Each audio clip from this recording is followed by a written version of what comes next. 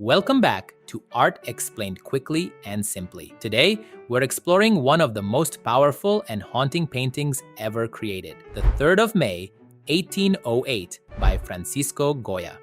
This isn't just a masterpiece of technique, it's a raw, emotional depiction of war, suffering, and resistance. Often considered one of the first modern war paintings, it remains a timeless indictment of violence and its devastating impact. Let's dive into the story, meaning, and details behind this unforgettable work. Imagine Spain in 1808. Napoleon's French army has invaded, and what started as an alliance between Spain and France has turned into occupation. On May 2nd, 1808, the people of Madrid rose up in rebellion against the French troops.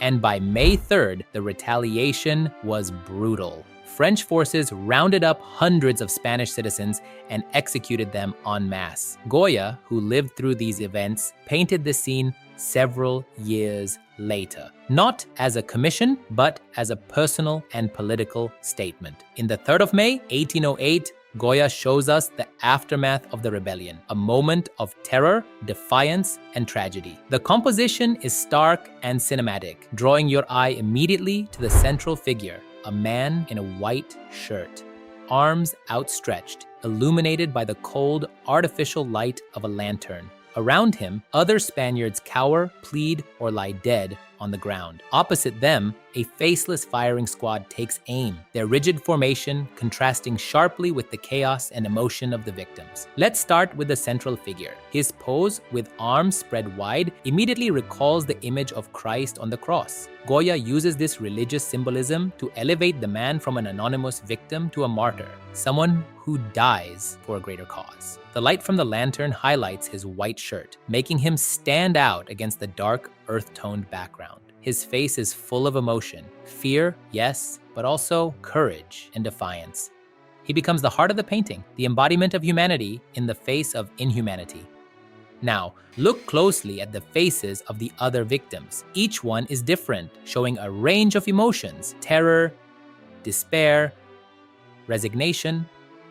Goya doesn't idealize them. They're ordinary people, and that's what makes the scene so relatable and devastating. You can't help but see yourself or someone you know in their place. The man kneeling beside the central figure buries his face in his hands, as if trying to block out the horror. Behind him, others raise their hands in futile gestures of surrender. It's chaos, desperation, and raw humanity. In stark contrast, the French soldiers are depicted as a single, faceless machine. Their heads are turned away from us, hidden under their hats, and their bodies form a rigid, almost mechanical line. This dehumanization was intentional as horror. Goya isn't interested in the individual soldiers. He's showing them as an unstoppable, impersonal force of destruction. This contrast between the individuality of the victims and the anonymity of the executioners is one of the painting's most powerful elements. The lantern in the center of the composition serves as both a literal and symbolic light. It illuminates the scene, but its cold, unnatural glow feels oppressive, almost as if it's emphasizing the inescapable reality of what's happening. Unlike the warm, divine light often seen in religious paintings, this is the light of modern warfare, artificial, unfeeling, and brutal. The background adds another layer of meaning. The dark, featureless sky creates a sense of isolation and hopelessness, while the shadowy hill cuts off any escape. It's as if the victims are trapped, not just physically, but also by the inevitability of their fate. Goya leaves no room for heroic escape or divine intervention. This is a scene of cold, relentless reality. One of the most striking details is the blood pooling at the feet of the victims. Goya doesn't shy away from the violence, he makes it visceral and unavoidable. The blood isn't just a detail, it's a reminder of the cost of war, the human lives lost. It forces the viewer to confront the brutality head-on.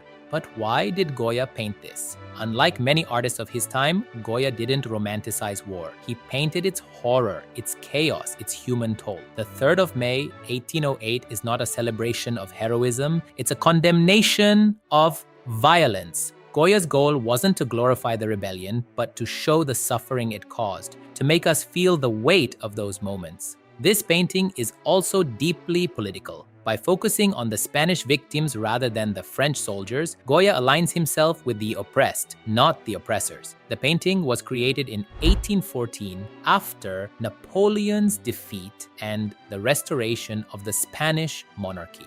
Goya presented it as a way to commemorate the sacrifices of the Spanish people, but its message transcends its historical context. It's a universal statement about the cruelty of war and the resilience of the human spirit. What makes the 3rd of May, 1808, so timeless is its emotional power. Goya doesn't just show us a historical event, he makes us feel it. The fear, the courage, the injustice, it's all there, raw and unfiltered.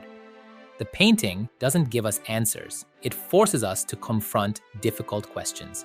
What does it mean to resist oppression? What is the cost of freedom? And how do we remember those who've suffered?